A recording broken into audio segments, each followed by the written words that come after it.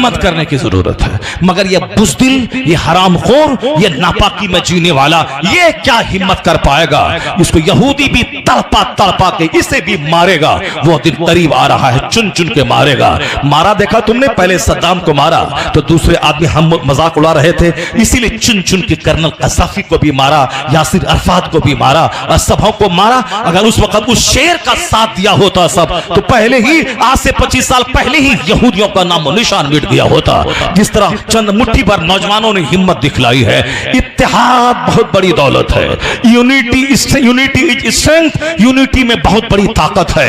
अल्लाह ने कहा यहूदो नसारा से दोस्ती मत करना, मगर दोस्ती करके ये तबाह बर्बाद हो गए। अब जरा गौर से सुनिए, इन लोगों ने मक्का मदीना को इस तरह सजा रहा है ताकि लोग घूमने के लिए वहां आए। पहले जब जाते थे लोग हज करने के लिए, मिट्टी रहती थी, वह मिट्टी पांव में लगती थी, उस मिट्टी को लोग आंखों में लगाते थे, और वह मिट्टी पे चलने में जो मजा आता था, 1400 साल पहले की तारीख उसकी निगाहों के सामने रक्स करने लगती थी। और आज एसी में रहना, एसी में घूमने की वजह से घूम तो लेता है, माला तो पहन के एयरपोर्ट से घर आ जाता है, मगर रूहानियत रास्ते ही में लुट जाती है। हज सिर्फ दिखावा है, सिर्फ रियाकारी है, मक्कारी है। हुजूर ने क्या कहा? मेरी उम्मत के मालदार तफरीह के लिए हज करेंगे। एक जमाना ऐसा आएगा, मेरी उम्मत के मिडिल क्लास के लोग जो होंगे, बीच क्लास के लोग, ये तिजारत के लिए हज करेंगे। जैसे अभी टूर ऑपरेटर का एक सैलाब आया हुआ है कि हम 10 आदमी को लेके जाएंगे और वो उम्रा करेगा, हम पैसा कमाएंगे। एक सैलाब है टूर ऑपरेटर का। हर वजू खाने में, हर मस्जिद की दीवारों में हर आदमी टूर ऑपरेटर बन रहा है। हमको आइए, हमको दीजिए, 5 आदमी हमको दीजिए, 4 हमको दीजिए। हुजूर ने क्या फरमाया? मेरी उम्मत के मिडिल क्लास के लोग तिजारत के लिए हज करेंगे, मालदार नुज़हत तफरीह के लिए हज करेंगे।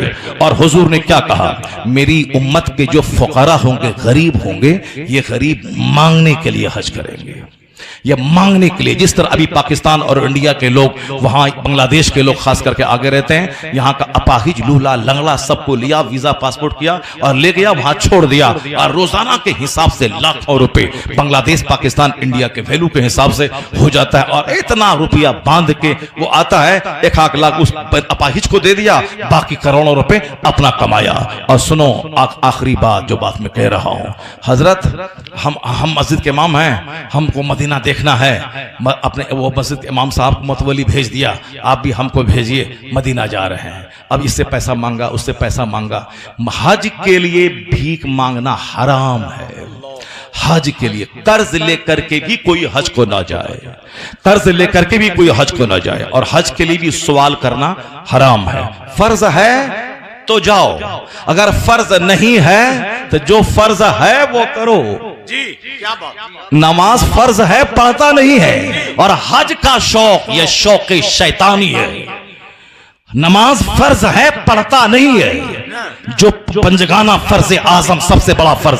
हज सब पर फर्ज है? नहीं। ज़कात सब पर फर्ज है? नहीं। जब नमाज सब पर फर्ज है, अमीर, गरीब, देहाती, शहरी, बूढ़ा, जवान, सब पर फर्ज है। गरीब रहे तब फर्ज है, कपड़ा ना रहे, नंगा पड़े, नंगा फर्ज है। घर में पढ़े, गड्ढा खोद के पढ़े, खड़ा ना हो सके लेट के पढ़े, बैठ के पढ़े, बैठ ना सके लेट के पढ़े, जब तक सांस की खरखराहट जारी है, नमाज माफ नहीं है। नमाज पढ़ने में पैसा नहीं लगता है, मगर हज सब पर फर्ज नहीं है। जिसके पास माल है उस पर हज फर्ज है, जिसके पास माल है उस पर ज़कात फर्ज है। तो जो माल वाला है वह तो हज को जाता नहीं है। और ये मौली साहब जो मस्जिद में इमाम है, पैसा दीजिए हम हज को जाएंगे, और पैसा दीजिए हम मदीना जाएंगे, रमजान मदीना में गुजारेंगे, रमजान मदीना में गुजारेंगे। क्यों? इसलिए ताकि लोग जाने कि ये मदीना में रमजान गुजारता है, ताकि ये जाने कि ये हज करके आया है। सुनो मुस्तफा क्या कहते हैं। एक जमाना ऐसा आएगा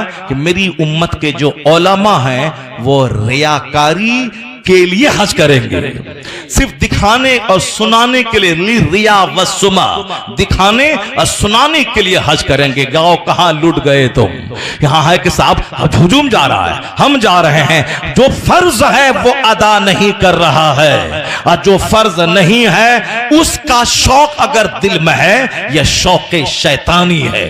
यह अल्लाह की तरफ से यह शौक नहीं डाला गया है, यह शैतान की तरफ से। हाँ, जो नमाज पंजगाना का पाबंद है, जो मुस्तफा की सुन्नतों पे अमल करता है, वो अगर मदीने पाक की हाजिरी का शौक दिल में पाल रहा है, वह दूसरों के सामने भीख नहीं मांग रहा है कि मैं नात पढ़ रहा हूं, आप टाका हमको दीजिए और ये टाका मदीने में खर्च करेंगे, ताकि ये जाहिल मदीने का नाम सुन के मुस्तफा के दीवाने पैसा इसको देते हैं और ये मदीना में खर्चा करेगा, यहाँ कपड़ा खरीदने में खर्चा करेगा, कि फिर यहां से टैक्सी का खरीदने में खर्च करेगा। नहीं, मदीना में खर्च करेंगे। लोगों ने दिया मदीना का नाम, मदीना के नाम पे ये क्यों भीख मांग रहा है? असल में इश्क रिसालत वो है, नमाज फर्ज अदा कर रहा है, मदीना जाने का शौक है, वो रात के सन्नाटे में तहज्जुद पढ़ने के बाद अल्लाह से भीख मांगता है, इलाही तू अपना हरम मुझे दिखा दे, अपने महबूब का हरम दिखा दे, तू इंतजाम फरमा दे। तब अल्लाह तबारक व तआला वहां से नवाजता है जहां से बंदा सोच नहीं सकता है। मुफलिसी में भी मदीने का सफर हो जाए जिस पे सरकारे दो आलम की नजर हो जाए। भीख क्यों मांगता है? भीख क्यों मांगता है? भीख क्यों मांगता है? भीख मांगना हराम है। हाँ, जिस पर हज फर्ज हुआ था मगर डिले किया, अब वो गरीब हो गया, तो अब उस पर लाजिम है कि वो कर्जा लेकर के हज को जाए। यह सजा है कि हज में डिले क्यों किया, लेट क्यों किया। Islam is based on 5 pillars, बुनियल इस्लाम अला खम्स। इस्लाम की इमारत 5 चीजों पे है। पहली चीज शहादत, testifying that there is no God but Allah and Muhammad is the messenger of Allah सल्लल्लाहु अलैहि वसल्लम।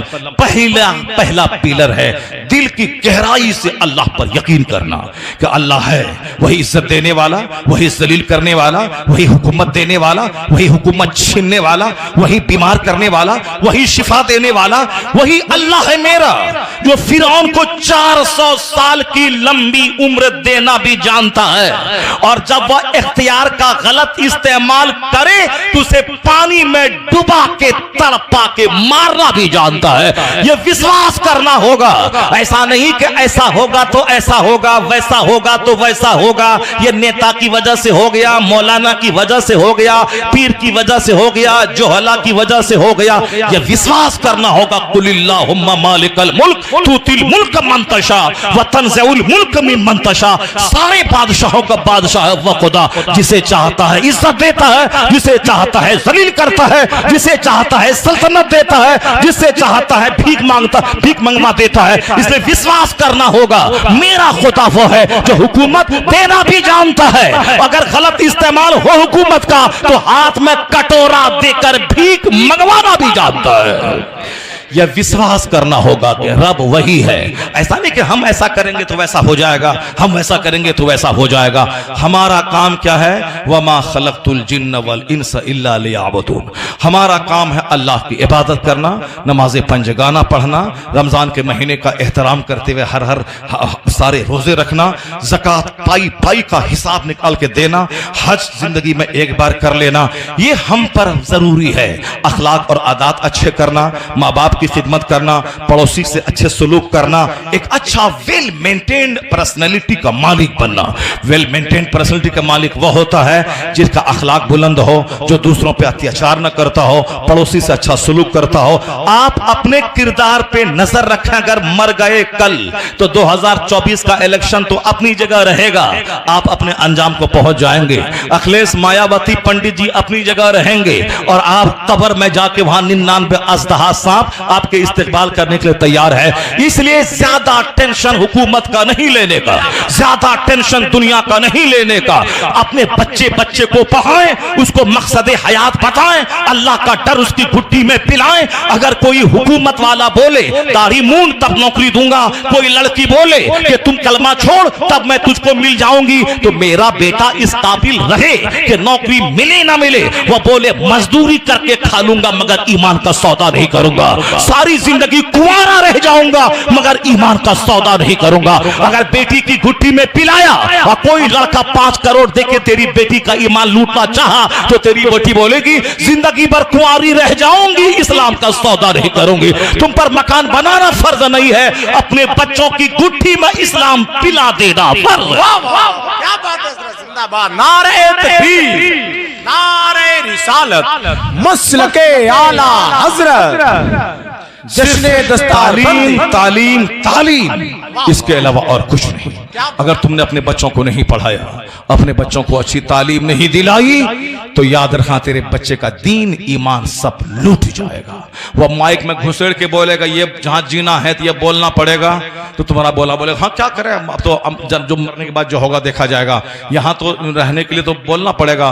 वह बोल देगा। जनाबे बिलाल को चटाई में बांध के धुआं दिया जाता था और कहता था छोड़ इस्लाम, मगर बिलाल कहता था तेरे बस में जितना है तू सब तकलीफ दे के आजमा ले, बिलाल इस्लाम की रस्सी को छोड़ने वाला नहीं है।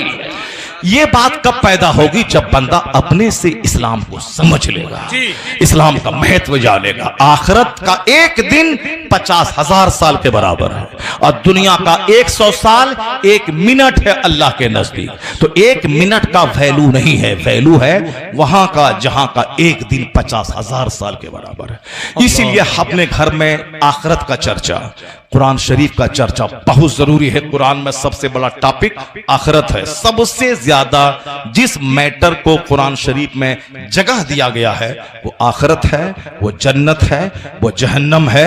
यही है पूरा 30वां पारा पढ़ लीजिए ना, अम्मा यतसालून से लेकर क्लोज मेरे बिन्नास तक हर सूरत में सिर्फ कयामत का चर्चा, जहन्नम का चर्चा, जन्नत का चर्चा। सूरह मुल्क उठा के देखिए, सूरह दुखान पढ़िए, सूरह यासीन पढ़िए, सूरह मुज़म्मिल पढ़िए, सूरह हदीद पढ़िए। कुरान पाक में जिस आयत को टच कीजिए सिर्फ आखिरत की ही बात है। और सबसे ज्यादा कम चर्चा हमारे और आपके घर में जिसका होता है वो आखिरत है।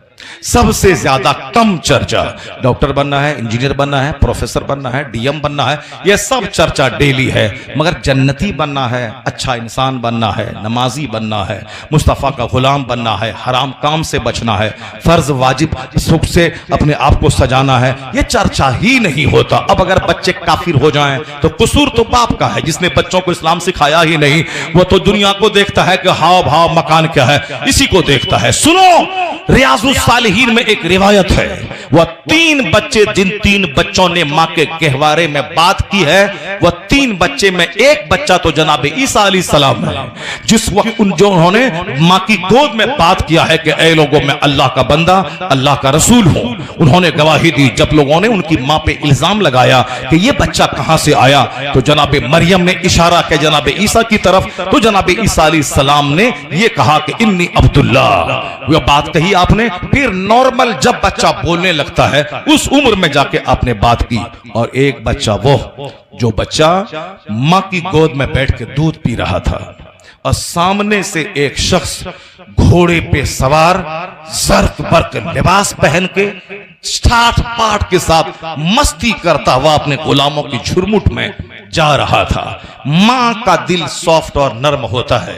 मां तो कहती है कि मेरे लाल का मुस्तकबिल रोशन हो, मेरे लाल का हाथ दूध और चावल में हमेशा डूबा रहे, मेरे लाल को कोई तंगी ना हो। हर मां तो यही चाहती है। मां फितरी तकाजे के तहत ये हाथ उठा के कहने लगी, ए अल्लाह, ये जो नौजवान जर्क बर्क लिबास पहनकर अरबी घोड़े पे सवार होकर अपने नौकर गुलामों की झुरमुट में शान और शौकत से जा रहा है, ए अल्लाह मेरे बेटे को इनकी तरह बना दे, मेरे बेटे को इनकी तरह बना दे। क्योंकि आज हर आदमी दूसरों का घर मकान गाड़ी मॉल माल ये नहीं देखता कि माल हराम का है कि ईंट हराम की है। नहीं, वहां जाके चापलूसी करना, तलवा चाटना, तारीफ करना, 10 मिनट तक बैठ के फिर 2-4 टका लेके अपना घर जाना, ये काम हमारे भाई भी करते हैं। 1 घंटे तक बैठ के नहीं देखा कि सूद का पैसा है कि शराब का पैसा है, मार्बल ग्रेनाइट तारीफ किया। जबकि तुम अगर मदरसा नहीं चलाएगा तो तेरे मदरसा चलने से पहले भी इस्लाम था और तेरे पैदा होने से पहले भी इस्लाम था। और तू आलिम नहीं बनेगा, तकरीर नहीं करेगा, मदरसा नहीं चलेगा तो भी इस्लाम रहेगा। तो क्यों ऐसा काम करता है जो अल्लाह रसूल को नाराज करने वाला काम करता है? क्यों हराम खोरों की तारीफ और उसका पालिश करता है। जब जानता है कि माल इसका हराम का है तो 1000 रुपए की रसीद कटवाने के लिए क्यों पालिश करता है? 1 घंटा तक बैठ के इल्मे दीन की तौहीन करता है, फिर 2 टका उससे लेता है। हराम कारों के मकान की जो तारीफ करेगा, यह तारीफ उसके सीने के औसाफ को जला के राख कर देगी, उसके अखलाक को मिटा देगी। मुत्तकी परहेजगार की तारीफ हो, हरामखोर की तारीफ ना हो। वो नौजवान को देखा, मां ने क्या दुआ किया। आजकल चूंकि सब जाहिरी खाना चाहिए, जहन्नम में जले चले, यहां अच्छा खाना पीना, शादी ब्याह धूमधाम धड़का होना चाहिए। इसी पर मैं ज़र्ब लगा रहा हूं कि अल्लाह के रसूल ने क्या कहा और इस्लामी सोच क्या है और हम क्या सोच रहे हैं। अब